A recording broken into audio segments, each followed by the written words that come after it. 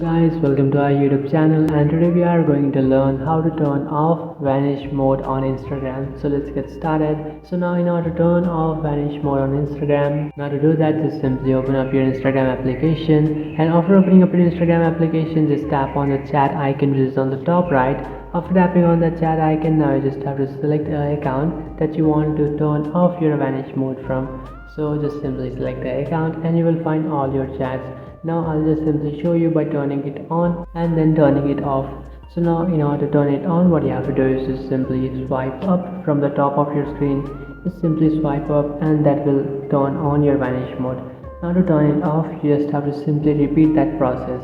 Just simply swipe up from the top of your screen and that will turn off your vanish mode.